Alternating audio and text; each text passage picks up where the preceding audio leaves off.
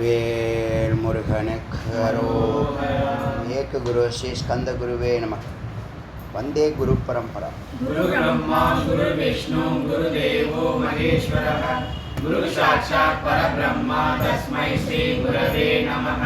गुरवे सर्वलोकानां विशेषे भवरोगिणां निधये सर्वविद्यानां श्रीकृष्णामूर्ते नमः।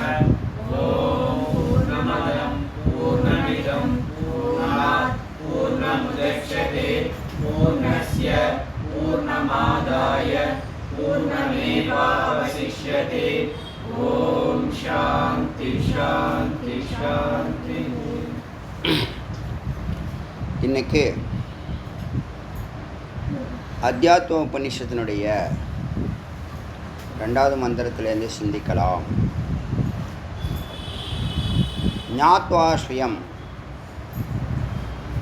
பிரதிகாத்மானம் புத்தி தத்விருத்தியா சமீக்ஷணம் அகமித்யேவ தத்விருத்தயா ஸ்வ அந்யத்ர ஆத்மமதிம் தியஜேத்.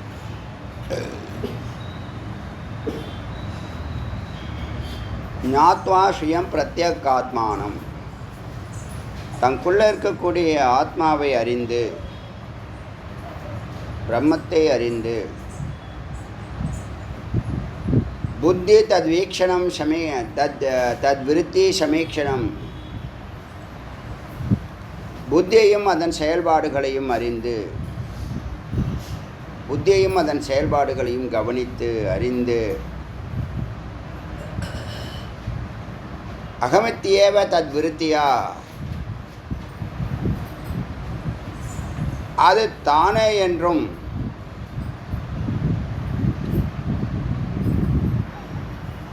ஸ்வ அந்யத்ர ஆத்மமதிம்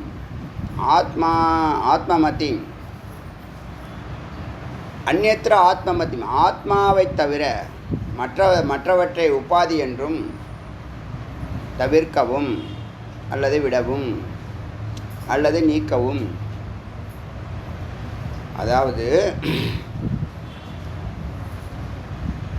ஸ்வயம் பிரத்யேகாத்மனா ஞாத்வா தன்னுடைய ஆத்மாவை நன்றாக அறிந்து புத்தியையும் அதன் செயல்பாடுகளையும் ஆத்மா புத்தி மனம் அது மேலே ஏற்றி வைக்கப்பட்ட மனம் புத்தி அகங்காரம் இதெல்லாம் தனித்தனியாக அறிஞ்சு அதனுடைய செயல்பாடுகளை நன்றாக கவனித்து மற்றவற்றை நீக்க வேண்டும், ஆத்மாவில் வசிக்க வேண்டும். புத்தி மனம் சித்தம் அகங்காரத்தை நீக்க வேண்டும், ஆத்மாவில் வசிக்க வேண்டும். பிரத்யேகாத்மானா உட்பொருளாக இருக்கக்கூடிய உள்ளே வசிக்கக்கூடிய குஹாயாம் நிகிதம் குகையில் வசிக்கக்கூடிய அந்த உயிரை அதுதான் என்ன பண்ணுது, இந்த உயிர் தான் இது புத்தி இது மனம் இது அகங்காரங்கிறத அறிவிக்குது. அதை அறிந்து யார் அறிகிறா, இது புத்தி இது மனம் இதை நீக்கணும்னு யார் அறிகிறா, அதுதான் பிரத்யேகாத்மா. அந்த ஆத்மாவை அறிந்து புத்தி தத்விருத்தி சமீக்ஷணம் புத்தியையும் அதன் செயல்பாடுகளையும் நன்றாக கவனித்து அறிந்து உற்று நோக்கி சோ அகமித்தியேவ அது தானே என்றும் இந்த ஆத்மா தானே என்றும் தத் விருத்தேயா ஸ்வ அந்யத்ர அந்த ஆத்மாவை தவிர மற்ற விருத்தி எண்ணங்கள் பதிவுகள் உபாதிகள் எல்லாவற்றையும் நீக்க வேண்டும். திஜேத்தே விட்டுவிட வேண்டும். அப்புறம் லோகானுவர்த்தனம் தியக்த்வா தேகானுவர்த்தனம் சாஸ்திரானுவர்த்தனம் தியக்த்வா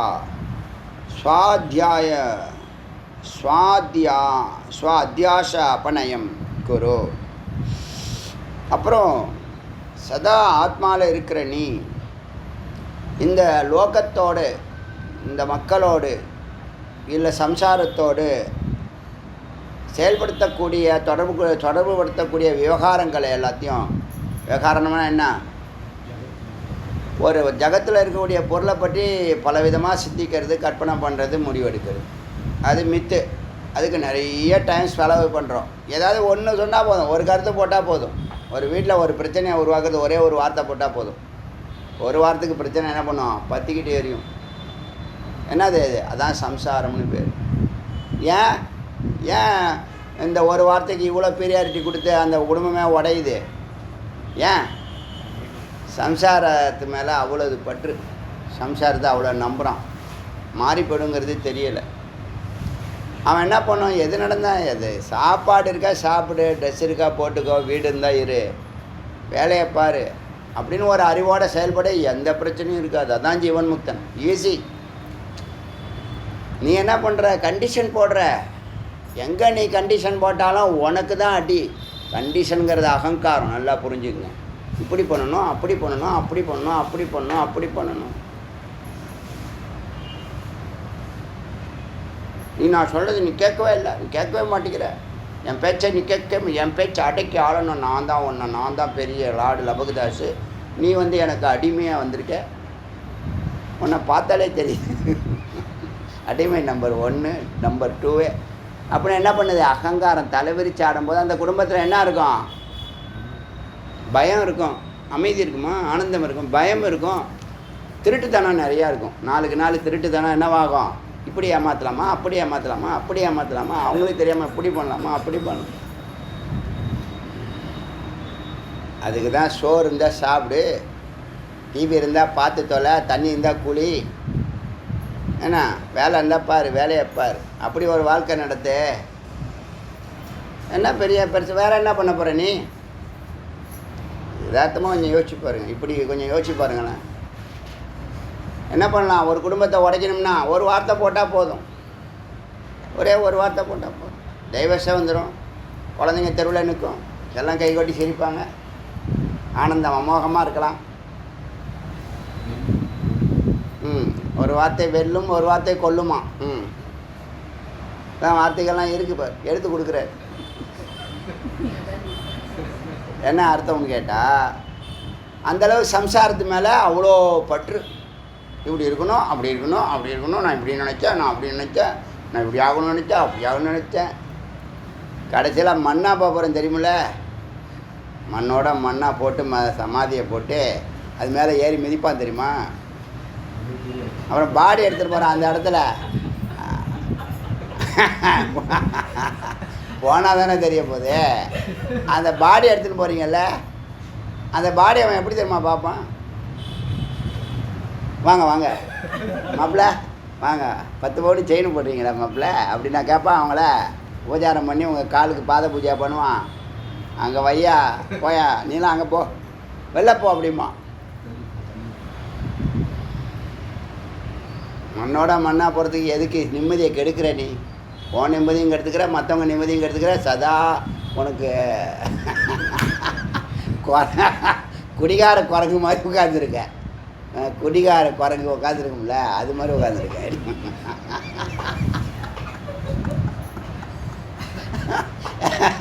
கேட்டா அப்படி அவங்க ஒரு வரைமுறையோடு இருக்காங்களாம். வாழ்க்கை இப்படி அமைக்கணுமா, அப்படி அமைக்கணுமா, அது அப்படி அமைக்கணுமா, அமையிறது அமைஞ்சிக்கிட்டு இருக்கோம். ஒரு பயணம் செய்ய முயற்சி பண்ணு. ரொம்ப தீவிர கத்தியெல்லாம் போய் என்ன பண்ணுற? செம்மட்டியால் இருதயத்தை அடிக்கிற.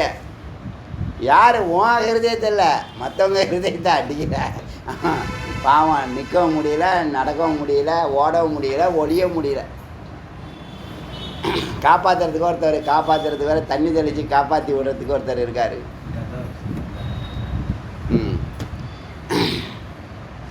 அதை சொல்லுது மந்திரம். நான் சொல்லலை, அது சொல்லுது. என்ன சொல்லுதுன்னா, லோகானுவர்த்தனம்.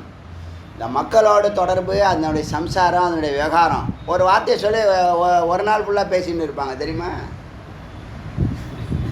நான் சொல்ல வேணாம், உங்களுக்கே தெரியும். எங்கே ஆரம்பித்தாங்கன்னே தெரியாது. ஏன்? சம்சாரத்து மேலே அவ்வளோ இது பிரியம். அதான் லோகானுவர்த்தனம் தியக்துவா. அதை விட்டு தொலை. தியக்துவா தேகானுவர்த்தனம். அப்புறம் உடம்பு, எப்போ பார்த்தாலும் உடம்பை பற்றியே கவலைப்படுறது. என் உடம்புல கட்டை வரல்களை ஒரு சுண்டு வரல் கிட்டக்க ஒரு ஒரு நகத்துக்கிட்ட ஒரு எறும்பு கடிச்சிச்சு, அது வந்து ஊசி போடணும், 16 இன்ஜெக்ஷன் போடணுமா, அது வந்து முதுகில் 25 இன்ஜெக்ஷன் போடணுமா, எறும்பு கடிச்சதுக்கு அவ்வளோ பற்று அந்த உடம்பு மேலே. பாதுகாப்பாக வச்சுக்கணும். ஒரு சும்மா லைட்டாக தும்மல் போட்டால் அவ்வளோதான், மெடிக்கல் ஷாப்பே வாங்கிட்டு வந்துடுறாங்க, எல்லாத்துலேயும் 5 எடுத்துன்னு வா அப்படின்னு. சும்மா அட்வான்ஸாக வாங்கி வச்சுக்குவோம், நாளைக்கு யூஸ் ஆகும். நாளைக்கு வந்துச்சுன்னா ஒரு நோய் வரும்ல, அதுக்கு இப்போயே மெடிசன் வாங்கி வச்சுக்கிறோம். இருக்காங்களா இல்லையா? நான் அவருக்கு எக்ஸ்பீரியன்ஸ் இருக்குது, அதெல்லாம் சொல்ல மாட்டார். இப்போ எடுத்து கொடுத்த மாதிரி எடுத்து சொல்ல மாட்டார். ஏன்னா அதெல்லாம் பிஸ்னஸ் டாக்டிக்ஸ், பிஸ்னஸ் கெட்டு போயிடும் அவரும். இப்போ என்னாதுன்னு கேட்டால், தேகத்தை ரொம்ப பாதுகாப்பாக இருக்கிற அழகு தானே வரும். அதை போய் அங்கே போய் பெயிண்ட் அடித்து, அதை அடித்து, கலர் அடித்து, வெள்ளை அடித்து, சேப்பு அடித்து, பச்சை அடித்து 2500 கொடுங்க. அப்புறம் இந்த முடி நேராக ஒழுங்காக இருக்கிற முடி அதுவே குறைய கூடு மாதிரி துணி தான் இருக்குது. அதை போட்டு பரட்டி கிரட்டி வறுத்து கிருத்தி எல்லாம் பண்ணி அது ஒரு பெரிய, அது பேர் என்னப்பா, ஸ்பைக்காகும். அது பேர் எல்லாம் முள்ளம்பன்றி மாதிரி அதில் கலர் அடித்து, பெயிண்ட் அடித்து அது வந்து பேர் தேக அனுவர்த்தனம்னு சொல்லி அதுக்கு வந்து வார்த்தை கண்டுபிடிச்சிருக்கான். தேக அனுவர்த்தனம், தேகத்தை அப்படி பார்த்துக்காரலாம். சாஸ்திர அனுவர்த்தனம், அப்புறம் கண்டதையும் படிக்கிறது. நான் பெரிய ஞானியாக போகிறேன் அப்படி சொல்லிவிட்டு முறையாக குருவை பிடிக்காமல், வாழ்க்கையில் தெரியும்ல, ஒரு குறிப்பிட்ட காலத்துக்குள்ளே குறிப்பிட்ட புத்தகங்களை தான் படிக்க முடியும். உன் வாழ்க்கை என்னவாயிடும், டக்குன்னு உனக்கு போஸ்டர் ஒட்டிடுவான். அதனால் கண்டதையும் படிக்கக்கூடாது. கண்டதையும் படித்தா பண்டிதனா என்ன பிரயோஜனம்? டிக்ஷனரி மாதிரி தான், உபயோகம் கிடையாது. பண்டிதங்களை பெரிய அப்படின்னு நினச்சிக்காதீங்க. எல்லா விஷயமும் அவனுக்கு தெரியும்னா என்ன பிரயோஜனம்? ஒன்றில் ஃபோக்கஸ் ஆகி அவன் என்ன பண்ணுறான், விளங்குறானா? நான் விளங்க மாட்டான் அவன். ஏன்? அவனுக்கு ஒரு ஐடியா இருந்தானா ஒரு ட்ராக்கில் போவான், பல ஐடியா இருக்குது, எந்த ட்ராக்கில் போனால் அவனுக்கு தெரியாது.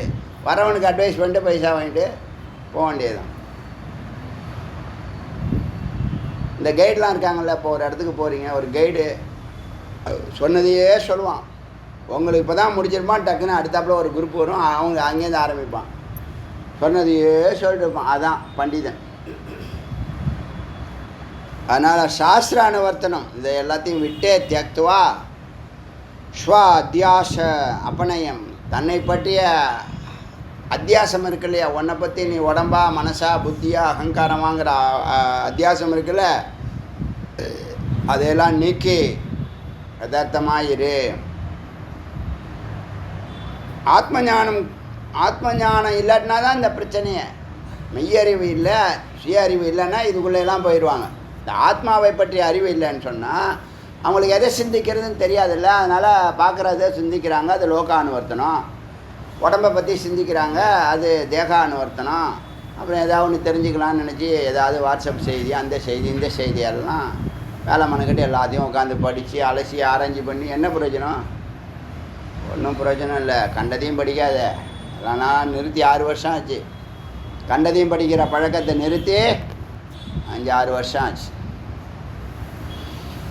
எது அத்தியாவசியமோ அதை படி, எது உன் லைஃபுக்கு உபயோகமோ அதை படி. எல்லாத்தையும் நீக்கு. நேராக அப்படியே மொத்தத்தையும் ஒரு குரூப்பில் வரக்கூடிய எல்லா மெசேஜையும் ஒன்று கூட படிக்காமல் அப்படியே இது பண்ணிவிடுவேன் நான். அப்படியே கிளியர் சாட்டுன்னு ஒரு ஆப்ஷன் இருக்குது, அவனே வச்சுருக்கான், தெரிஞ்சு தான் வச்சுருக்கான். அதுக்குள்ளே போய் கிளியர் சாட்டுன்னு போட்டால் எல்லாத்தையும் படிக்காமலே என்ன பண்ணிடும், ரிமூவ் பண்ணிடும். ஸோ ஆத்ம ஞானம் குறைபாடு துக்க காரணம். சகல துக்கத்துக்கும் காரணம் ஆத்ம ஞானம் இல்லாமை. இதுக்குள்ளெல்லாம் பூந்துக்கிட்டு என்ன பண்ண நம்புகிறாங்களே இல்லையா? இப்படி பண்ண அப்படி பண்ண எந்த அளவுக்கு போகிறாங்க. ஒரே ஒரு வார்த்தை என்ன பண்ணுது, ஒரு குடும்பத்தை உடைக்குது, கொலையே பண்ணிடுது. ஒரு வார்த்தை கொலையே பண்ணிடுது. ஒரு வார்த்தை என்னென்ன தவறுகள் செய்யணுமோ எல்லாத்தையும். இல்லை என்ன காரணம்? மெய்யறிவு இல்லை, மெய்யறிவை சிந்திக்க தெரியாததுனால பொய்யை சிந்திச்சு காலையிலேருந்து சாயந்தரம் வரைக்கும் தன்னையும் கெடுத்துக்கிட்டு மற்றவனையும் கெடுத்து. ஸ்வாத்மன் ஏவ சதா சித்வா, அருமையான வார்த்தை. தன் ஆத்மாவில் சதா நிற்பாயாக. சித்தான நீ சத்தில் சதா நிற்பாயாக. மனோ நஷ்யத்தி யோகினக. அப்படி ஒரு ஒரு மனிதன் சதா சத்தில் நின்னா அவன் யோகி, அவன் மனம் அழிகிறது. சித்து சத்தில் நின்றால் சித்தினுடைய மனமானது கரைந்து போகிறது. இதெல்லாம் நல்லா கடைசியாக வச்சுருக்காங்க. இந்த உபநிஷத்து கடைசியாக வச்சுருக்கிறது கூட சரியாக தான் இருக்குது. ஏன்னா சத்தில் நிற்கணுங்கிற ஒரு சிந்தனையோடு தானே இப்போ சமீப காலமாக நீங்கள் இருக்கீங்க. நிஷ்டைக்கு போகணும். சித்து சத்தில் யுக்தஷ்யன்னு சொன்னோமே, யுக்தாத்மா யுக்தஷ்ய நித்திய யுக்தகன்னு சொன்னோம்ல. அந்த தத்துவப்படி யோகினக அப்படி நினச்சிட்டான். நான் சத்தில் தான் நிற்கணும், இனிமேல் வெளியில் நிற்கிறது வேஸ்ட்டு, உள்ளே போகணும். மொத்த சாஸ்திரம் பாருங்கள், 1 கோடி சாஸ்திரமும் உள்ளே தான் போக சொல்லுது. உள்ளே போய் பார்ப்பா அப்படிங்குது. ஆனால் நம்ம மனம் என்ன பண்ணுது? வெளியில் புறத்தை போய், வெளியில் என்னத்தை போய் பார்க்க போகுது? ஏற்கனவே பார்த்தது தான் வெளியில் இருக்குது. அதான் ஆத்மன் ஏவ சதா சித்துவா மனோ நஷ்யத்தி யோகின. யோகியினுடைய மனம் நஷ்யத்தி அழிகிறது, மனம் அழிகிறது. எப்போன்னு கேட்டால் சதா சித்துவா, சதா எப்பொழுது சத்தில் நிற்கிறதோ, சத்தில் நிலைக்கிறதோ. சித்து சத்தில் நிலைக்கும்போது மனம் அழிகிறது. யுக்தையா ஸ்ரத்தையா ஸ்வானுபூதியா ஞாத்வா சர்வாத்மயம் ஆத்மனா யுக்தையா. இப்போ இந்த சத்தோடு பொருந்துகிற நிலை யுக்தன்னு யோகன்னு சொல்கிறோம் இல்லையா, இணைந்தது. அது மாதிரி யுக்தையா சத்தோடு பொருந்தியும், சுருத்தியா கேட்டும், ஸ்வானுபூதியா அதை செய்து பார்த்து ஆமாங்கிற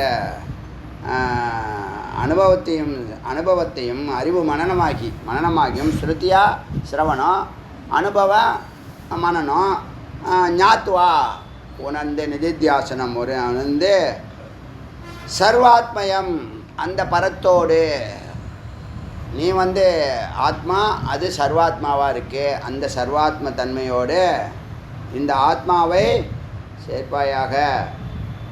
அதாவது யுக்தையா சத்தோடு பொருந்தி கேட்டு அனுபவித்து ஞாத்வா அறிந்து சர்வாத்மயம் இந்த ஆத்மாவை சர்வாத்மாவாக மாற்று. இப்போ நீ அல்பமாக இருக்க, எது வரைக்கும்? இந்த உடம்புக்குள்ளே இருக்கிற வரைக்கும் அல்பமாக இருக்கிற அனுபவம். உடம்பை விட்டு வெளியில் வந்தால், இல்லை சிகரத்துக்கு ஏறினால், இல்லை அகம்பிரமாஸ்மி உணர்வு வந்தால் அகண்ட அனுபவம் ஏற்படும். இப்போ இதெல்லாம் என்னது? எல்லாமே உள்ளே தான் இருக்குது. ஆனால் நீ என்ன பண்ணுற? இப்போ சில பேர்லாம் ரொம்ப செல்ஃபிஷாக இருப்பாங்கள்ல, ரொம்ப குறுகிய மனப்பான்மைன்னு என்ன அர்த்தம்? பிரம்மஞானமே சுத்தமாக இல்லை, சுருங்கி போச்சுன்னு அர்த்தம். பிரம்மஞானம் அறிய தான் அது விஸ்வரூபம் எடுக்கும். நல்லா புரிஞ்சுங்க. பிரம்மஞானம் எத்தனை % இருக்கோ அந்த அளவுக்கு உங்களுடைய பேரும் புகழும் பணமும் பொருளும் அமைதியும் ஆனந்தமாக நிறைந்து இருக்கும். நீங்கள் ஒருத்தன் இப்படி மனநிலை குறைஞ்சிருக்குன்னா, செல்ஃபிஷாக இருக்கிறான், வேறு ஒன்றுமே தெரியல, பரோபகார்த்தம்னா அவன் வாழ்க்கையில் செய்து பழக்கமே இல்லை அப்படின்னா என்ன அர்த்தம்? அவனுடைய மனம் சுருங்கி இருக்கிறது. அந்த காலத்தில் ராஜா நல்ல ட்ரெடிஷ்னலாக வர ராஜாக்கள் என்ன பண்ணுவாங்க? ஆட்சி பண்ணுவாங்க, மக்களை மன்னர் ஆட்சின்னு சொல்லுவாங்கள்ல. அப்போ அந்த ராஜாக்கள் என்ன பண்ணுவாங்க? தன்னுடைய வீர தீரத்துக்கு தகுந்த மாதிரி ஆட்சி நடத்துவாங்க. அந்த ராஜாவுடைய கேரக்டரை மக்கள் மத்தியில் பிரதிபலிக்கும். ராஜா எப்படியோ மக்கள் அப்படின்னு பழமொழி, யதா ராஜா ததா பிரஜான்னு சொல்லுவாங்க. இப்போ மக்கள் தான் ராஜாவாக இருக்கிறதுனால, மக்கள் தான் செலக்ட் பண்ணுறதுனால, மக்களுடைய மனநிலைக்கு தகுந்த மாதிரி தான் ராஜா அமைவாங்கன்னு வேதம் அறியணும். ரொம்ப அழகாக சொல்லுது பாருங்கள். அற்புதமான நுட்பமான அறிவுங்க இது. மக்கள் சரியாக இருந்தால் தான் ராஜா சரியாக இருப்பாங்கன்னு சொல்லுது. அதனால் நீங்கள் ராஜாவெல்லாம் குறை சொல்லவே முடியாது. மக்கள் சரியாக இருந்தால் ராஜா சரியாக தேர்ந்தெடுக்கப்படுவார்கள். மக்கள் தவறாக இருந்தால் தவறான ராஜா தான் தேர்ந்தெடுக்கப்படுவார்கள். அதனால் விமர்சனம்லாம் இனிமேல் நீங்கள் பண்ணிடலாம்.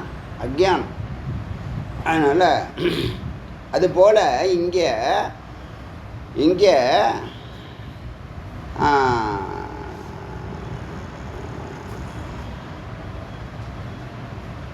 சர்வாத்மா பாவத்தை நிலையில் நீ போகணும். எப்படி போகணும்னா ஸ்ருத்தியா, அனுபவத்தினால. சிரவண மன நிதித்தியாசனை தான் வார்த்தைகள் மாற்றி சொல்லுது. எப்படி? ஸ்ருத்தியா, ஸ்வானுபூத்தையா, ஞாத்துவா, யுக்தையா, மூணையும் அறிஞ்சு யுக்தையா தியானத்தில் இருந்து நீ சர்வாத்ம பாவத்தை, இந்த ஆத்மாவை சேர்க்கணும். சர்வாத்மா அந்த பரமாத்மாவோடு ஜீவாத்மாவை வார்த்தைகள் தான் வேறு இருக்குது. சூட்சமாக ஒன்று தான், சுருக்கம் ஒன்று தான். அப்போ நித்ரையா லோகாவர்த்தாயா லோகாவார்த்தையா शब्दार आत्मा विस्मृते क्वचिन् अवसरं दत्वा चिन्तयात्मानं आत्मनि निद्रया உறக்கத்திலேயோ லோகவார்த்தாயால் உலகத்தை பற்றிய நடவடிக்கைகளை பேசியோ சப்தா தேராத்ம புத்தகங்களில் வார்த்தைகளை தேடிக்கிட்டோ விஸ்மிருதக தன்னை மறக்காதே, உன் நேரத்தை வீணடித்து கொண்டிருக்காதே. நல்லா கண்டதையும் படிச்சுட்டு இருக்க வேண்டாம்னு சொன்னோம்ல.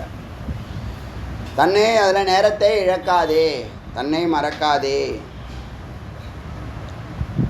கொச்சின்ன அவசரம், இது ரொம்ப அழகுபடுத்துது. எப்படி படுத்துதுன்னா சதா நிஷ்டைக்கு போங்கிறத பலவிதமாக வலியுறுத்துது. எல்லா மந்திரத்துலேயும் ஒரே ஒரு விஷயத்தை வலியுறுத்துது.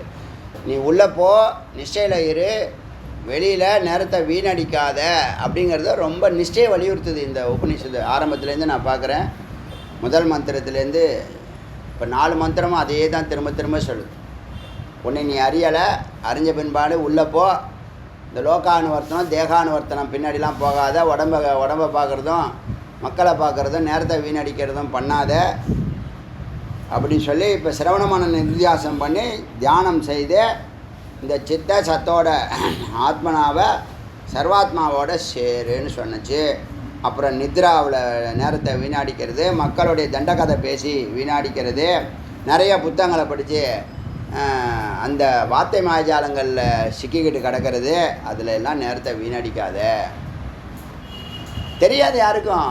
நல்ல குரு இருந்தால் தான் நீ எவ்வளோ நாள் வாழ போகிற, எவ்வளோ நேரம் இங்கே படிக்க போகிற, எவ்வளோ நேரத்துக்குள்ளே இதை தெரிஞ்சுக்க முடியும், அதெல்லாம் ரொம்ப ப்ரீசைஸாக கொண்டு போவாங்க. இல்லைன்னா நீ யார் எங்கே இருக்குன்னு தெரியாது, நீ யாருன்னு உனக்கு தெரியாது, நீ எங்கே இருக்குன்னு உனக்கு தெரியாது, எங்கே போகணுன்னு தெரியாது, எப்படி போகணுன்னு தெரியாது. இப்போ நிறைய பேர் நம்ம அதை பார்த்துக்கலாம், குரு அவசியம் இல்லைன்னு நினைக்கிறவனுக்கு கதியெல்லாம் அதோ கதி தான். அவர் எங்கே சுற்றினாலும் என்னவாது 10வது பிரகத்தை விட்டு உள்ளே போக முடியாது. அதனால் அகங்காரத்தை விடணும். அகங்காரம் குருக்கிட்ட போக விடாது, இறைவனுடைய சேர விடாது, முக்தியும் கொடுக்காது. அதனால் அகங்காரத்தை விட்டு குருவை போய் பார்க்கணும், தப்பே இல்லை. உன்னுடைய வளர்ச்சிக்கு நீ அவர்கிட்ட ஒரே ஒரு நமஸ்காரம் தான் பண்ண போகிற. அவர் வாழ்நாள் ஃபுல்லாக உனக்கு அவர் உழைக்க போகிறார், தெரிஞ்சுங்க. அவங்க ஒரு சிஷ்யம் வந்தால் போதுன்னு நினைப்பாங்க. எல்லா சத்குருவும் அப்படி தான், சத்குருவாக இருந்தால் அப்படி நினைப்பாங்க. அகங்காரம் என்ன பண்ணும், கண்ட ட்ராக்லையும் விடும், இங்கே போகிறேன் அங்கே போகிறேன் அங்கே போகிறேன் அங்கே போகிறேன். என்ன பார்த்துறீங்களா நீங்கள்? அப்படி எங்கேயாவது போகிறேன்னா, எங்கேயாவது ஏதாவது கண்ட புத்தகங்களையும் படிக்கிறேன்னா, இருக்கிற புக்கே வேண்டாங்கிறேன். ஏன்? இருக்கிற ஞானத்தை முதல்ல வெளிப்படுத்தினாலே போதும், பூரணமாக இருக்கே. இருக்கிற ஞானத்தை ரியலைஸ் பண்ணி அதில் நின்னாலே போதுங்க.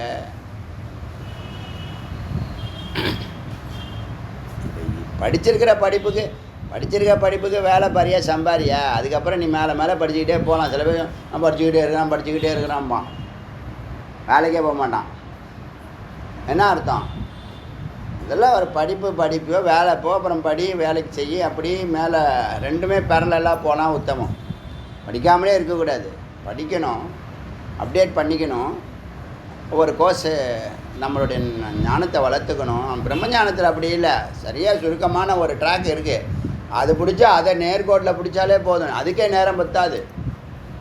நீ அங்கே எங்கே அலைஞ்சிக்கிட்டு வீணடிச்சுக்கிட்டு, அதான் சில பேர்லாம் மதன்னு இருக்கும்போதெல்லாம் நமக்கு உள்ளேருந்து பயங்கரமாக கோவம் வருது.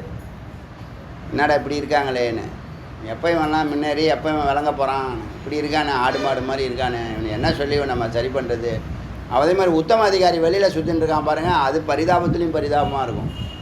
ஏன்னா நம்மளும் போய் வழியக்க கூப்பிட முடியாது, சொல்ல முடியாது. கிட்டக்க வந்தால் தானேங்க நம்ம சொல்ல முடியும். நீ உத்தம அதிகாரி, நீ இருக்க வேண்டிய இடம் இது இல்லை, நீ எங்கே போகணும், யோகத்தை பிடிச்சிட்டு. இந்த ஒருத்தர் பயங்கர பக்திமான, வெறும் பக்தி இருந்தால் என்ன பண்ணுறது, யோகத்தை பிடிச்சி ஞானத்துக்கு போயா மேலே ஏறியானா எனக்கு இதே சௌகரியமாக இருக்கே, இந்த டீச்சர் நல்லா சொல்லித்தராங்க, 5th ஸ்டாண்டர்ட் டீச்சர் தான் எனக்கு பிடிச்சிருக்கு அப்படின்னா என்ன அர்த்தம்? இப்படி இருக்காங்க, நிறைய பேர் இருக்காங்க, நிறைய பேர் இப்படி இருக்கு. மேலே ஏறணுங்கிற விழிப்பு நிலை அவங்களுக்கும் இல்லை, சொல்லி கொடுத்தாலும் சிந்திக்க மாட்டுறாங்க, அதையே திரும்ப திரும்ப பண்ணிட்டு கிடக்குறாங்க.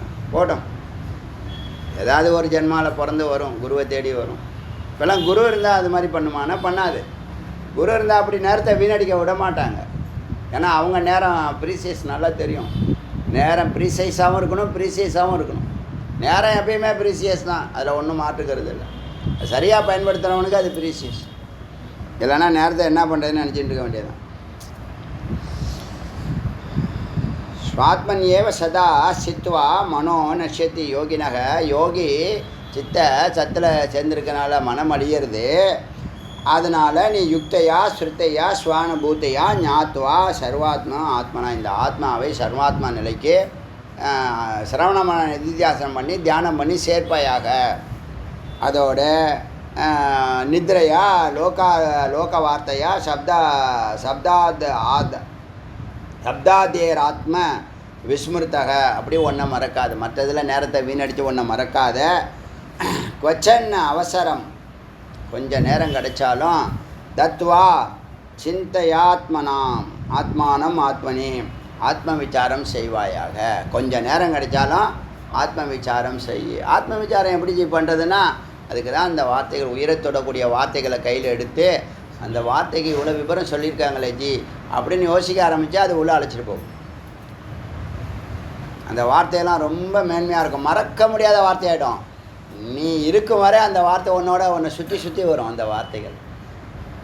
சொல்கிறோமா இல்லையா? ஏன்னா அந்த அளவுக்கு உன் வாழ்க்கையில் பிரபாவத்தை ஏற்படுத்த போகுது, மேன்மை கொடுக்க போகுது, உயர்த்த போகுது. எந்த வார்த்தை முக்தி கொடுக்குன்னு சொல்லவே முடியாது. எந்த வார்த்தை வேணாலும் தூக்கி கொண்டு போய் உங்களை சிகரத்தில் உட்கார வச்சுருங்க. இது உங்களுக்கு புரியுதா என்னவோ தெரியல.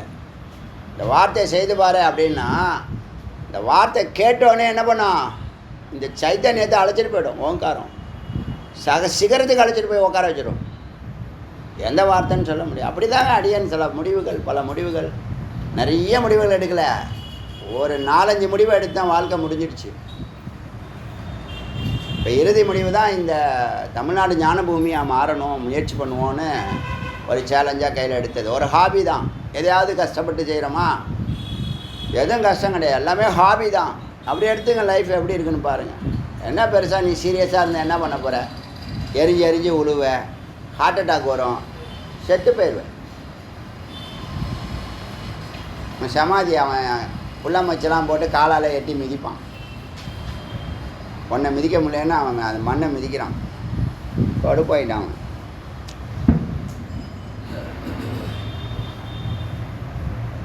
என்ன ஆச்சுன்னா, சிந்தை ஆத்மானம், ஆத்மாவை சிந்தி, ஆத்ம விசாரம் செய்வாயாக.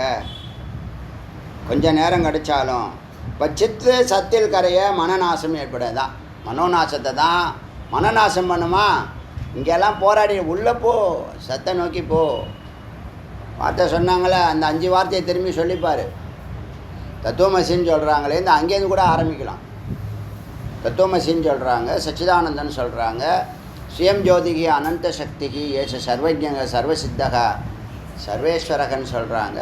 பிரம்மம், சிருஷ்டி, ஜீவன், அஜ்ஞானம், குரு, ஞானம், அத்வைதம், நிஷ்டை, நிஷ்டைக்கு அப்புறம் ஆனந்தம், அப்புறம் பரோபகார்த்தம். இந்த வார்த்தைக்கெல்லாம் பூரணமான அறிவு தெரிஞ்சாலே போதும். இதுதான் நீங்கள் தெரிஞ்சுக்க அடிப்படை விஷயம். இந்த 10 வார்த்தைக்கு அர்த்தம் முடிஞ்சால் வாழ்க்கை ரொம்ப தெளிவாக செயல்படுத்துங்க. நேரத்தை மிச்சம் பண்ணுறதுக்கு ஒரு 1000 ஃபார்முலா படிக்க வேண்டாம். ஹார்ட் ஒர்க் பண்ணுறதுக்கு 1000 ஃபார்முலா படிக்க வேண்டாம். எல்லாத்தையும் சிம்பிளிஃபை பண்ணிவிடும் இந்த 10 வார்த்தை. போட்டோம், போக போக புரியும். சரி, இங்கே தியானம் விசாரம் நிஷ்டையை உணர்ந்து உயிர் தொடர்பு கொண்டாட்டா ஆகும், வல்லமை பெறும். இப்போ நம்ம எடுக்கிற முடிவுகள் ஞானம் எப்படி வேலை செய்யுதுன்னு சொல்ல முடியாது, வரையறுக்கவே முடியாது. அது உங்களுக்கு புரியுதா? ஞானம் எடுக்கக்கூடிய முடிவுகள், அது செய்யக்கூடிய வேலைகளை உங்களால் வரையறுக்க முடியாது. நேற்று அங்கே ஒரு முடிவு எடுத்தோம்ல, இந்த ஒரு வீட்டுக்கு போய் தங்கிறதுக்கு போனோமே, அவங்க போட்ட கண்டிஷன்ஸ், பேச்சு, செயல்பாடுகள், இந்த செகண்ட்ஸு தான். டக்குன்னு ஏந்தோட டக்குன்னு வெளில வந்துட்டோம். அதெல்லாம் ஞானம். அதே மாதிரி அங்கே சாப்பிடணும் ஒரு முடிவு எடுத்தோம். முன்னாடி வேண்டான்னு, இப்போ வேண்டான்னு சொல்லலை, இப்போ வேண்டாம், இதுக்காக வரல. நம்ம ஒன்று நோக்கி போகன்றோம். நம்ம இப்போ போகிற இடமெல்லாம் பாருங்கள், எங்கேயுமே வேதாந்தம் இல்லை. பார்த்தீங்களா, மடம் இருக்குது, வேதாந்தம் இல்லை. அதுதான் சிந்திச்சு பார்த்து ஒரு நல்ல தீர்க்கமான ஒரு ஃபார்முலாவை கண்டுபிடிச்சி, நிரந்தரமான ஒரு கோவில் எப்படி விளங்குதோ அது மாதிரி விளங்குற மாதிரி பண்ணிட்டு போனோம். அதுக்கான சிந்தனைகள் போயின்னு இருக்கு, பார்க்கலாம். இப்போ இங்கே தியானம் விசாரம் நிஷ்டை உணர்ந்த உயிர் பேராற்றல் பெறுகிறது. தியானத்தினால நீங்கள் சார்ஜ் ஆகுறீங்களா தெரியுதா? பிராணாயாமம் பண்ணால் பெரிய ரசாயன மாற்றம் உடனே உணரலாம். பிரம்மஞானம் விசாரம் பண்ணால் ரசாயன மாற்றம் உடனே உணரலாம். பக்தி கொண்டீங்க, கொஞ்சம் உற்சாகமாக இருக்கு, வேறு அதனுடைய பின்விளைவுகள் தெரியுமானா உங்களுக்கு தெரியாது. ஆனால் இருக்குது, புண்ணியங்கிற கணக்கில் இருக்குது. சந்தர்ப்பத்தை அமைச்சு கொடுக்கறது பக்தி தான், புண்ணியந்தான். தியானம் என்ன பண்ணுது? ஒன்றில் நிற்க வைக்கிறது. உன்னை அலைய விடாமல், உன்னை பிறலாமல், உன் வாழ்க்கையை நீ பிறண்டு போகாமல், ட்ராக் மாறாமல் இருக்கிறதுக்கு ஒன்றில் நிற்க வைக்கிறது. ஒன்றில் நிற்க தான் அது பத்தும். பத்தும்னா என்னது? பத்திக்கும். ஒன்றில் நிற்கிறது பெரிய விஷயம். நாளாக வல்லமை பெறும். தியானத்தினுடைய தனிச்சிறப்பு அது. உடனே உனக்கு பதில் சொல்லாது, உடனே உனக்கு அதோடைய ரிசல்ட்டு காமிக்காது. ஆனால் அது நிரந்தரமான நுட்பமான அறிவை கொடுக்கும், நுட்பமான முடிவுகளை கொடுக்கும். யாராலும் நீ விலை கொடுத்து வாங்க முடியாது. எப்படி புண்ணியம் உனக்கு சந்தர்ப்ப சூழ்நிலை அமைச்சு கொடுக்குதுன்னு சொன்னால, ஒத்துக்கிறீங்களா? புண்ணியம் தான் சந்தர்ப்ப சூழ்நிலைகளை சரி செய்து, தவறான சந்தர்ப்ப சூழ்நிலை கூட சரியாக்கிவிடும். எத்தனையோ இருக்குது, சொல்கிறதுக்கு இல்லை, எத்தனையோ இருக்குது. அதுக்குள்ள எல்லாத்துக்கும் பலன் உண்டு. எது நிரந்தரம்னா ஞானம் நிரந்தரம்.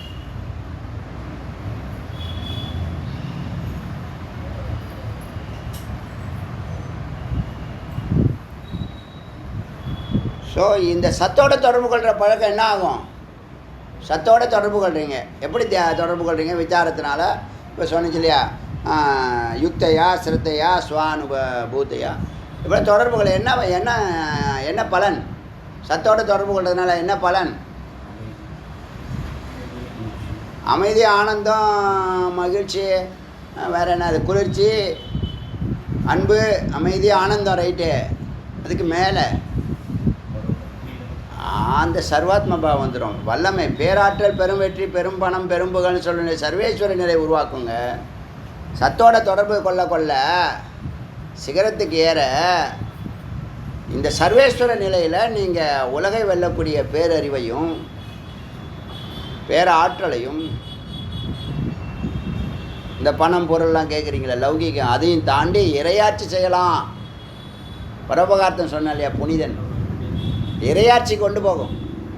சர்வேஸ்வர நிலையை தொடர்ந்தீங்கன்னா இறையாட்சியில் தான் கொண்டு போய் விடும்.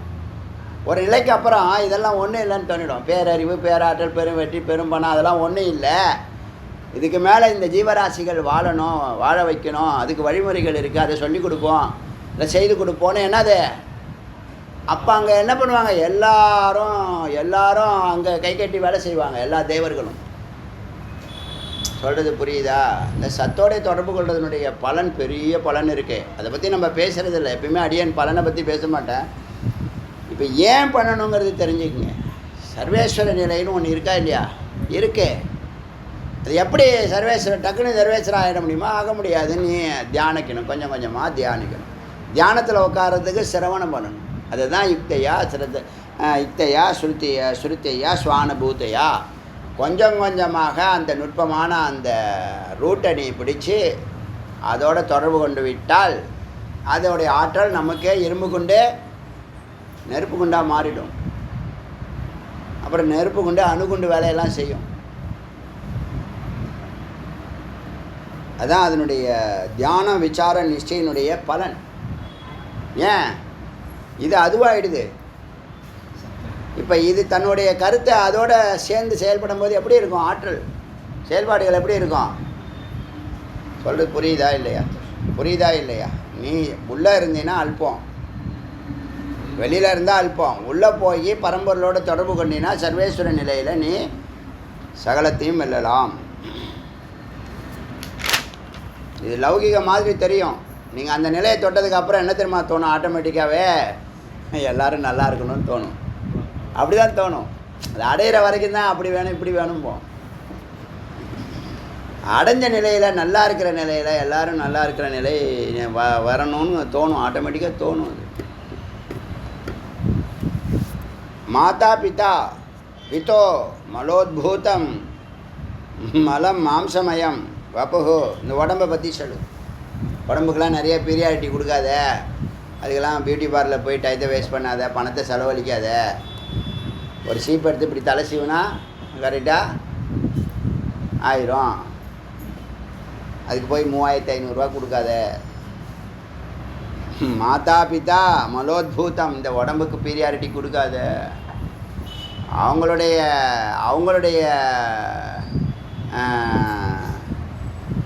இரத்தத்திலேருந்து உருவாக்கப்பட்ட இந்த உடம்பு மலம் மாம்சம் நிறைந்தது. வப்புகு உடல். தெக்துவா சாண்டாலவத்து. இப்போ நீங்கள் இந்த இதை புதைக்க போகிறீங்களே, எரிக்க போகிறீங்களான்னு அங்கே எடுத்துகிட்டு போய் நீங்கள் தான் இங்கே உங்கள் தாத்தா எங்கள் அப்பா எங்கள் தாத்தா எங்கள் பாட்டின்னு சொல்லிகிட்டு இருப்பீங்க. அங்கே கீழே வையும்பான், பாடியை கீழே வையும்பான், நீலாம் போகும்பான். அவன் என்ன அப்படி பரட்டி விடுவான். தூக்க முடியுமா? ஒரு ஆள் என்ன பண்ணுவான்? தள்ளி விடுவான், கை காலெலாம் யூஸ் பண்ணுவான். அது மாதிரி இந்த பாடியை அவன் எப்படி இந்த பாடியை பார்க்குறானோ அது மாதிரி இந்த பாடியை பாரு. ரொம்ப ஆணவத்தில் ஆடாத.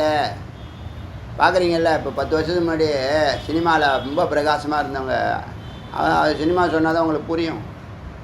இவெல்லாம் பாருங்கள், தாடையெல்லாம் தொங்கி, கழுத்துலாம் தொங்கி, கண்ணெல்லாம் உள்ளே போய், ஆப்பிள் கண்ணும் மாம்பழம் கண்ணும் எல்லாம் மாங்கொட்டையாகிடுச்சு. இப்போ எல்லாம் ஊறுகாவாகி போச்சு.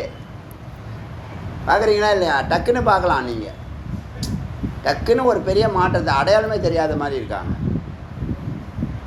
எல்லாம் மாறிக்கிட்டே இருக்கும். அது பார்த்துக்கிட்டே இருக்கிற உனக்கு புரியாதா? அது சொல்லுது. சாண்டாலவது தூரம். இந்த உடம்புக்கு பீரியாரிட்டி கொடுக்காத, அதை கொஞ்சம் தூரத்தில் வச்சிரு.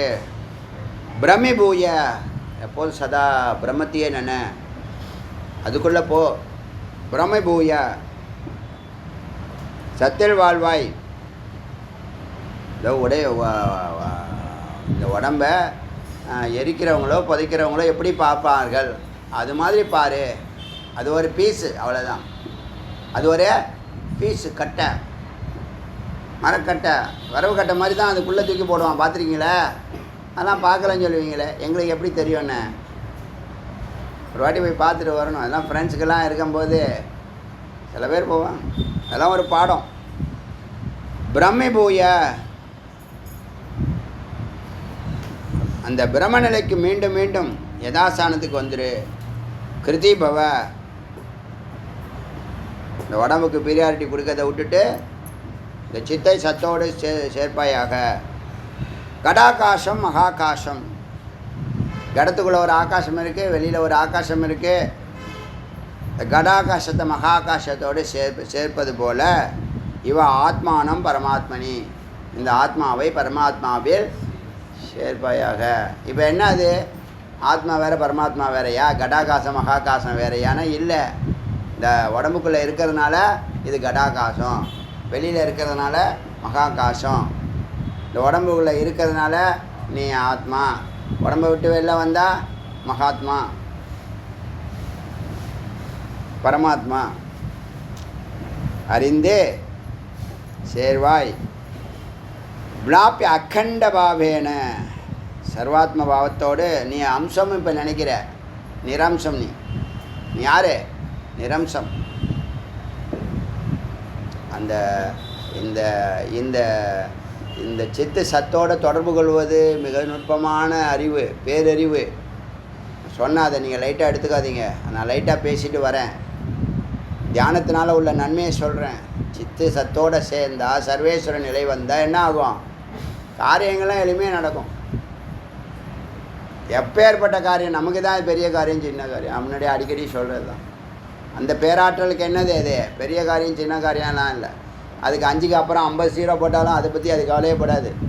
என்ன பண்ணா? அது ஒரு பிம்பம் தானே, டக்குனு கிளிக் பண்ணிட்டு போயிட்டே இருக்கும். விளாப்பிய அகண்ட பாவேன. அதனால் தொடர்ந்து தியானம் பண்ணுற பழக்கத்தை வச்சுக்கோ.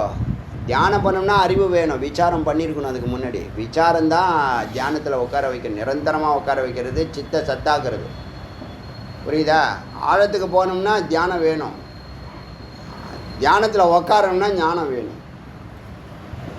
ஸோ விலாப்பிய அக்கண்ட பாவேன, இந்த சர்வாத்ம உணர்வோடு தூஷ்ணீம் சேர்ந்து அமைதி பெறுவாய். தூஷ்ணீம் தூஷ்ணீம் அமைதி பெறுவாய்.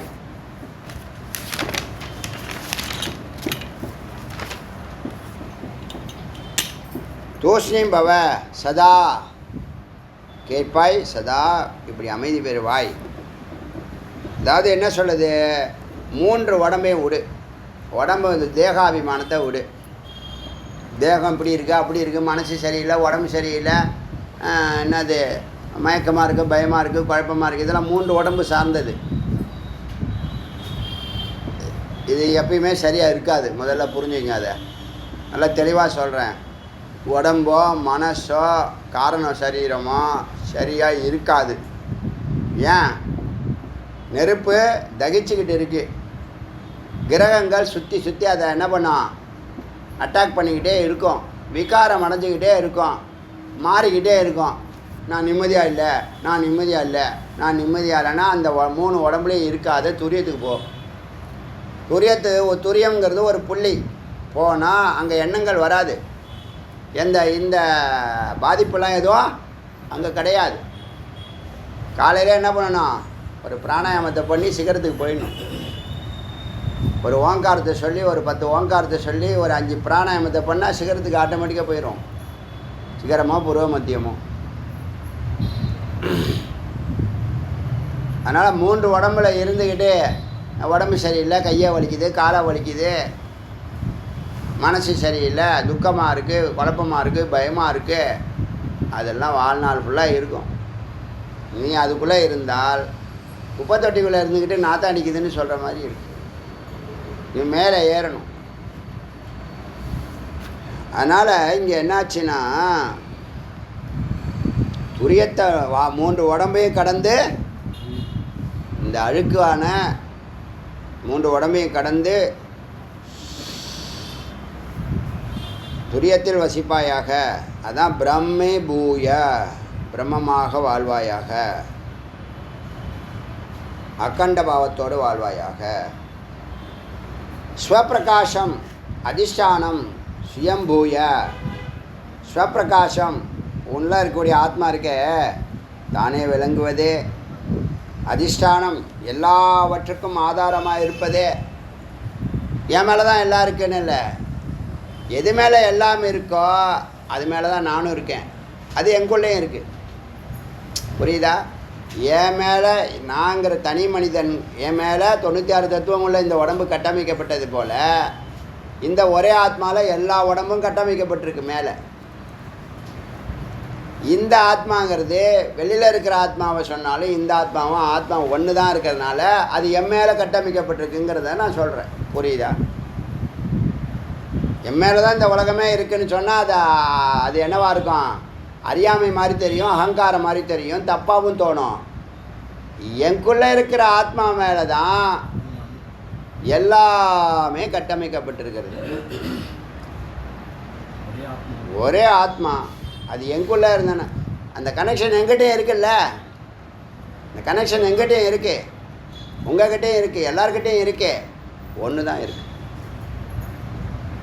அது எங்குள்ளே இருக்குன்னு சொல்கிறதும் நான் அதுவாக இருக்கிறேன்னு சொல்கிறதுலையும் என்னவா இருக்கு? ஒரு குழப்பம், பயம் இருக்குது. இது குற்றமானா குற்றம் இல்லை, உண்மை தானே சொல்கிற. அந்த அதே ஒயர் தாங்க. ஒரு டேங்க்லேருந்து தண்ணி வருது. ஒரு 5 பைப்பு போட்டு 5 இடத்துல கல்யாண மண்டபத்தில் கை கழுவிங்கல்ல. ஒரே டேங்கில் தான் தண்ணி வருது. 5 பைப்பு போட்டு 5 இடத்துல கை கழுவுறான். டேங்க்கு வாட்டர் ஒன்று தான். பைப்பு தான் என்ன பண்ணியிருக்காங்க? பிரிச்சிருக்காங்க. கொடுக்குற தண்ணி ஒன்று தான், டேங்க் ஒன்று தான். அந்த தண்ணி வேறு, இந்த தண்ணி, அந்த பைப்பில் வர தண்ணி வேறு, இந்த பைப்பில் வர தண்ணி வேறு. அந்த பைப்பில் வந்து பாலாறு வருது, இந்த தண்ணியில் வந்து வேறு ஒரு ஆறு வருது, காவேரி வருதா? எல்லாத்துலேயும் ஒரே தண்ணி தான் வரும். காவேரி பாலாறுன்னு சொன்னாலும் அதுவும் மித்து தான். நீருங்கிறது தான் நிரந்தரம். இதெல்லாம் பேரெலாம் நாம் வச்சது தானே. என் மீது, இந்த உயிர் மீது 96 தத்துவங்கள் கட்டமைக்கப்பட்டிருக்கிறது. அது மாதிரி ஒவ்வொரு ஆத்மா மேலேயும் 96 தத்துவங்கள் கட்டமைக்கப்பட்டிருக்கிறது. இப்படி பிரித்து பார்க்கறது அறியாமை. ஒன்று மேலே தான் எல்லா ஜீவராசிகளுடைய உடம்பும் கட்டமைக்கப்பட்டிருக்கிறது. ஒன்றுங்கிறது மினியேச்சர். ஒன்றுங்கிறது என்னது? மினியேச்சர். எல்லா யூனிட்டையும் சேர்ந்தால் தானே பஜாரு. கடைத்தரில் என்னங்க இருக்குது? தோப்புன்னு சொல்கிறீங்க, தோப்புன்னு ஒன்று இருக்கா? மரங்கள் தான் தோப்பாக தெரியுது, கடை தான் பஜாராக தெரியுது. உன்னுடைய மனம்தான் இந்த உலகமாக தெரியுது, விரிஞ்சு தெரியுது. இது புரியுதா? உங்களுடைய மனத்தினுடைய பிம்பம் தான் உலகத்தில் பொருட்களாக தெரிகிறது. ஒவ்வொருத்தவங்களுடைய மனதினுடைய பிம்பமும் அவனுக்கு தேவையான பொருட்களை சமுதாயத்தில் வைக்கிறான். அது பஜாராகிடுச்சு, உலகமாக ஆகிடுச்சு. அது வீடாக இருக்கட்டும், நீங்கள் பயன்படுத்துகிற பொருட்களாக இருக்கட்டும், வாகனமாக இருக்கட்டும், வண்டி, வாகனம், வீடு, என்னெல்லாம் நீங்கள் ஜெகத்துன்னு சொல்கிறீங்களோ அதெல்லாம் உங்கள் மனம் தானே. நீங்கள் உங்களால் செய்ய முடிஞ்சால் நீங்களே செஞ்சுருப்பீங்க. உங்களுக்கு நேரம் இல்லை, ஒருத்தன் செஞ்சு கொடுக்குறாங்க, அவ்வளோதான் விஷயம். அது தொழில் நடக்குது, வியாபாரம் பறக்குது.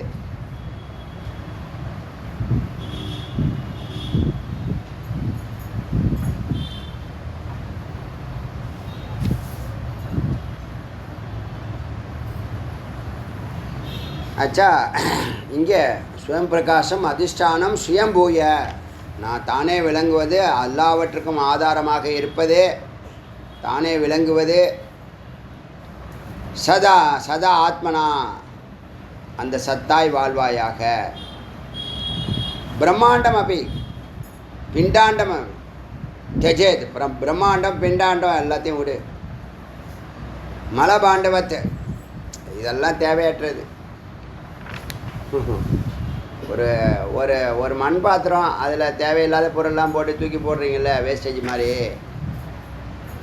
அது மாதிரி தூக்கி போடு. இந்த இந்த இந்த சரீரத்துக்கு பிரியாரிட்டி கொடுக்காத. பிரம்மாண்டம் அப்படி பெரிய அண்டமாக இருக்கட்டும், பிண்டாண்டமாக இருக்கட்டும், பிரம்மாண்டமாக இருக்கட்டும், பிண்டாண்டமாக இருக்கட்டும். மலபாண்டவத்தை ஜகத்தையும் பார்க்காத, இந்த உடம்பையும் பார்க்காதுன்னு சொல்லுது.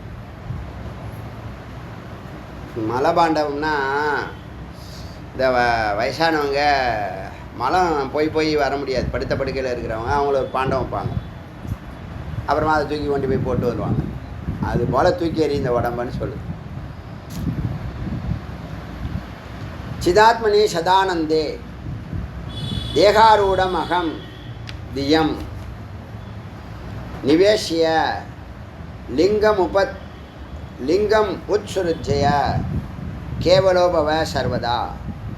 தேகாரூடம், இந்த தேகத்துக்குள்ள ஏறி இருக்கக்கூடிய அகம், நான் இந்த தேகத்துக்குள்ள ஏறி அமர்ந்திருக்க, தேகங்கிற தேருக்குள்ளே ஏறி அமர்ந்திருக்க பயணி நான், தியம் புத்தியாக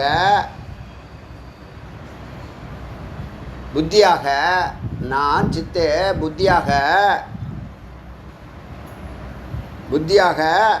நிவேசிய லிங்கம் உத்சுருஜய, என்னுடைய அடையாளங்களோடு நான் ஜீவாத்மா என்னுடைய அடையாளங்களோடு சத்துக்குள்ளே நுழைஞ்சு சதானந்தே சத்தினுடைய ஆனந்தத்தை அனுபவிப்பேனாக. சித ஆத்மனி சதானந்தே தேகாரூடம் அகம் தியம் நிவேசிய லிங்கம் உத்சுருஜய கேவலோ பவ. எப்படி சொல்லுதுன்னா, தேகாரூடம் இந்த தேகம், அதுக்குள்ளே ஏறி உட்கார்ந்துருக்கக்கூடிய உயிர், அகம் நான், தியம் புத்தியாக, சித்தாக, சைத்தன்யமாக, நிவேசிய லிங்கம் உத்சுருஜயம் என்னுடைய அடையாளங்களோடு, நான் என்னுடைய அடையாளங்களோடு அந்த சைத்தன்யத்தில், சத்துங்கிற சைத்தன்யத்தில் நுழைந்து ஆனந்தம் பெறுவேனாக. சித்து நான் இப்போது அல்பமாக இருக்கேன், ரொம்ப துக்கமாக இருக்கிறேன், என்னுடைய அனுபவங்களோடு இருக்கிறேன் இப்போது. ஆனால் நான் இப்போ அந்த சத்துக்குள்ளே போனால் நான் சத்தாயிடுவேன், ஆனந்தமாயிடுவேன். இந்த உடம்பில் இருக்கக்கூடிய புத்தி அதனுடைய அடையாளங்களோடு, மனம் சித்தம் புத்தி அகங்காரத்தோடு சத்துக்குள்ளே நுழைஞ்சால் எல்லாம் கரைஞ்சி சதா ஆனந்தம் அடைவேன். அப்படி தான் அந்த வார்த்தைகள் சொல்லப்பட்டிருக்கு. இது போகணுங்கிற எண்ணம் வரணும்ல. அங்கே போகணும்னு ஒருத்தவங்க ஏற்கனவே சொல்லி கொடுத்துருக்காங்க. எப்படி சொல்லியிருக்காங்கன்னா, தேகாரூடம் உடலை,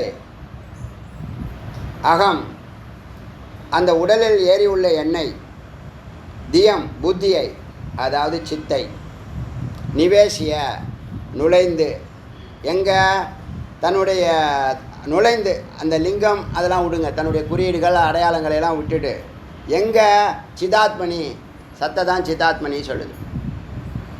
இந்த சித்துங்கிற வார்த்தை இங்கே பயன்படுத்தலை. சித்தாத்மனிங்கிறது சத்தையே சித்தாத்மனின்னு சொல்லுது. தன்னை தியம்னு சொல்லுது, தன்னை புத்தின்னு சொல்லுது, தன்னை சித்துன்னு சொல்லலை.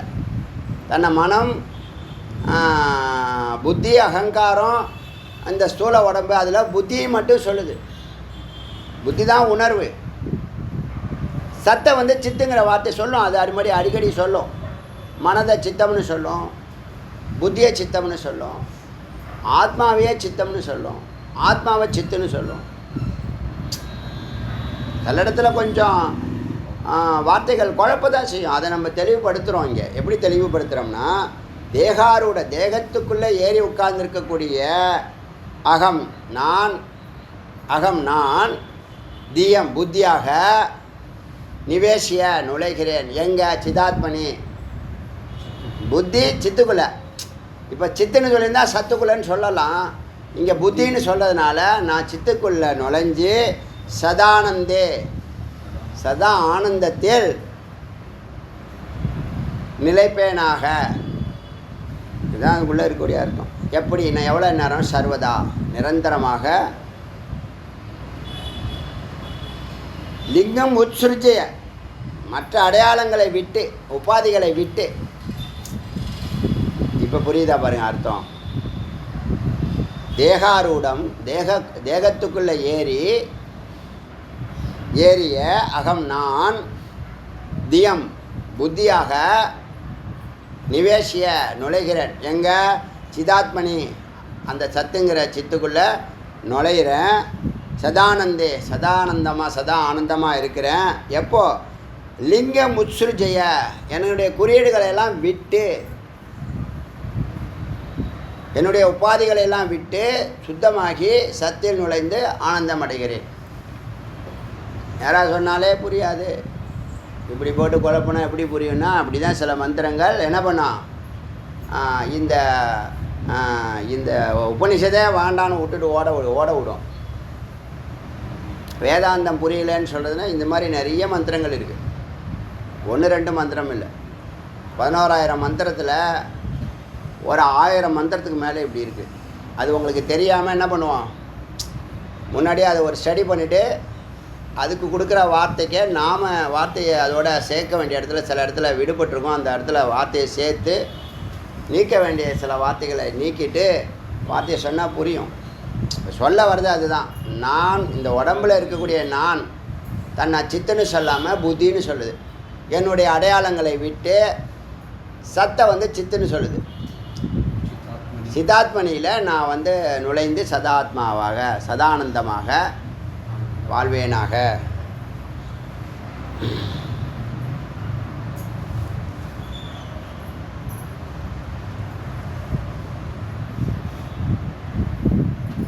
இன்னும் சுருக்கமாக சொல்லணும்னா உடலில் உள்ள உயிரை புத்தியை மற்ற தத்துவங்களை சத்தில் நுழைந்து கரைப்பாயாக சதானந்தமாக பெறுவாயாக. இது எல்லாமே உள்ளே போனாலும் ஆமாம். இப்போ புத்தி வந்து தன்னுடைய உபாதைகளை நீக்கிட்டு உள்ளே போகிறதும் ஒன்று தான், இதுக்குள்ளே அப்படியே போகிறதும் ஒன்று தான். எப்படி போனாலும் இப்போ சொன்னிச்சில முதல் மந்திரத்தில் இந்த யோகியானவன் அவனுடைய மனம் சித்து வந்து சத்தில் கரைஞ்சால் மனம் வந்து அழிஞ்சு போகும், மனோநாசமாகிறதுக்கு சித்து சத்தோடு சேரணும்னு சொன்னிச்சு முதல் மந்திரம்.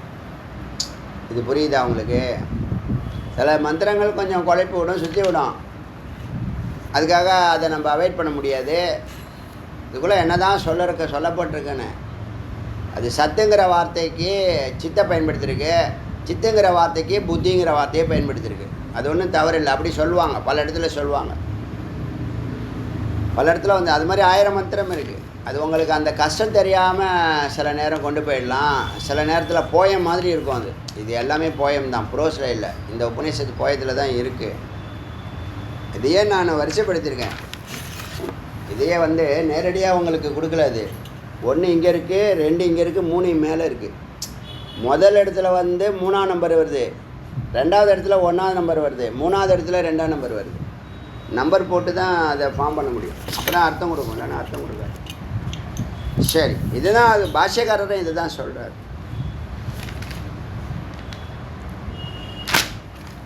அடுத்தது எத்திர ஏஷ ஜகத் ஆபாஷோ தர்ப்பணாந்தரபுரக ஏதா. இந்த உலகம் இருக்க ஒரு கண்ணாடியில் பார்க்குற நகரம் மாதிரி. மனக்கண்ணாடியில் மனதினுடைய பிம்பம் தான் இந்த உலகம்னு சொல்லியிருக்கோம்ல. அது மாதிரி ஒரு கண்ணாடியில் ஒரு நகரத்தை பார்த்தா எப்படி தெரியும்? ஒரு கண்ணாடி பிம்பம் தானே தெரியும். ஒரு நகரம், நகரத்தினுடைய பிம்பம் கண்ணாடியில் தெரியும்ல. அதுபோல் நம்மளுடைய மனதினுடைய பிம்பம் இந்த உலகமாக தெரிகிறது. எத்திர ஏஷ ஜகத் ஆபாஷோ, இந்த உலகம் ஜகத்து அதனுடைய ஆபாசம் பிம்பம் எப்படின்னா தர்ப்பணாந்தபுரக, ஒரு கண்ணாடியில் தெரிகிற நகரத்தை போல் ஒரு ஒரு குளக்கரையில் இருக்கக்கூடிய நீரில் தெரியக்கூடிய அந்த மரம் செடி கொடிகள் தெரிவது போல் தது பிரம்மம் அகமிதி, அந்த பிரம்மம் நான் என்று ஞாத்வா அறிந்து கிருத்தியோ பவானக அந்த வேலையை செய்வாயாக. இந்த உலகம் வந்து கண்ணாடியில் தெரிகிற நகரம் மாதிரி. அதனால் அந்த ஜகத்து பின்னாடி போகாத, நீ என்னவாக அந்த வேலையை செய்வாயாக. அகங்கார கிரகாண முக்தக, அகங்கார கிரகாண முக்தக. அகங்காரம் ஒரு முதலை போல் உங்களை பிடிச்சின்னு இருக்கு. ஒரு ஜீவனை அகங்காரங்கிற முதல்ல பிடிச்சிக்கிட்டு இருக்கு. அகங்காரத்தை விட்டுட்டான் அவன் முக்தன். அகங்காரம் விட்டுடுச்சுன்னா அகங்காரத்தை விட முடியாது. அறிவு இருந்தால் அகங்காரம் விடும். அறிவை நீ சேர்த்திங்கன்னா அகங்காரத்தை விட்டுடும், ஆட்டோமேட்டிக்காக விட்டுடும். பெரிய அதிசயம் இது. அகங்காரம் உன் கூடவே பிறந்திருக்கு, பல கோடி ஜென்மாவாக உன் கூடவே இருக்குது. அதை யாராலும் அதை வெல்ல முடியாது. ஆனால் அறிவு நீக்குது. ஆச்சரியமாக இருக்குது. அகங்காரத்தை நீ விட முடியாது, அகங்காரம் ஒன்றை விடணும். அதுக்கு ஞானம் வேணும். புரியுதா?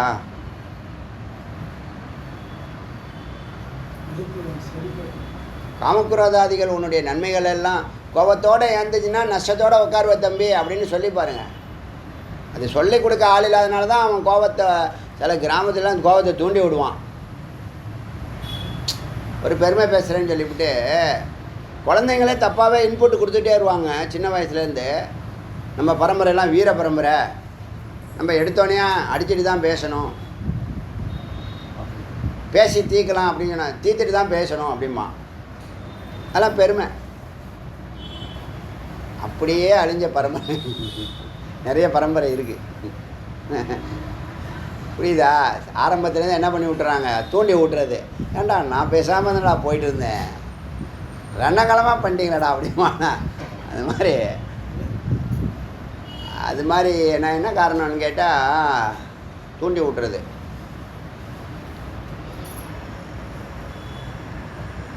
அதனால் இந்த ஜகத்து பிம்பம் போல பார்த்து அந்த வேலையை செய்ய அகங்கார கிரகண முக்த. அகங்காரம் சந்திரனை கிரகணம் பிடிச்சிக்குதில்ல, விட்டால் பிரகாசத்துக்கு வரும்.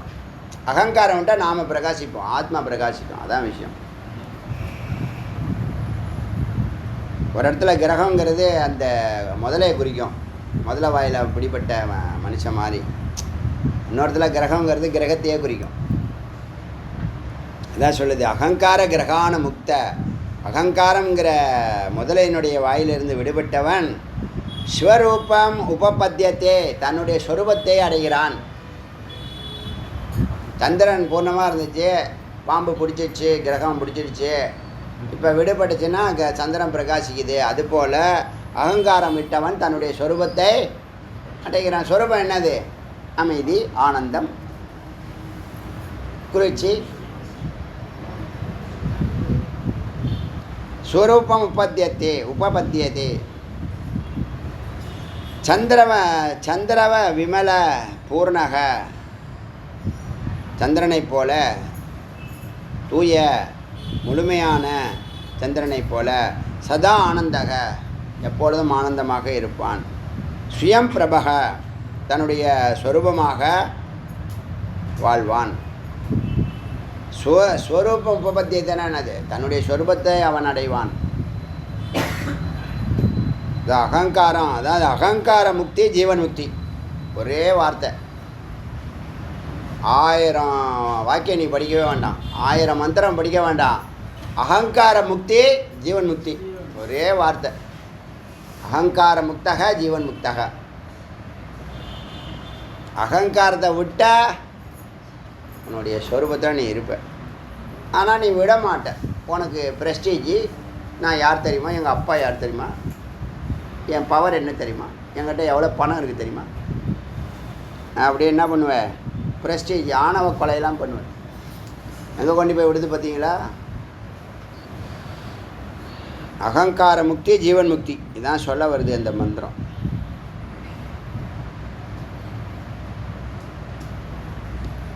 சந்திரவ விமலக பூர்ணக சதானந்தக சுயம் பிரபக, தானாகவே பிரபாவிக்கும்.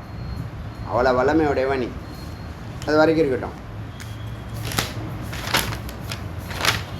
இதில் உங்களுக்கு இந்த மந்திர வார்த்தைகள் சொல்லணும்னு நாளைக்கு ஞாபகப்படுத்துங்கண்ணா. மந்திர வார்த்தைகள் நாளைக்கு வந்தோடனே ஞாபகப்படுத்துங்க.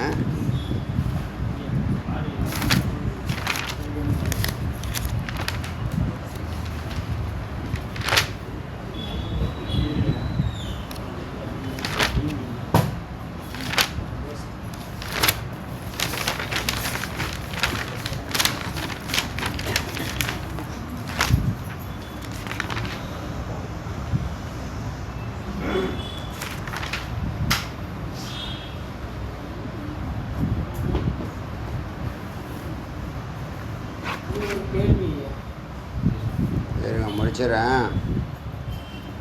அருணாச்சல சிவ, அருணாச்சல சிவ, அருணாச்சல சிவ,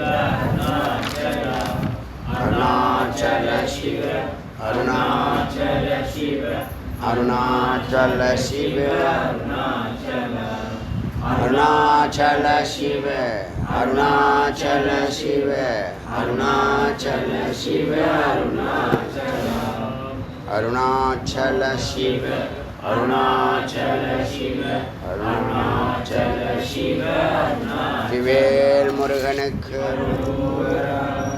குருவாய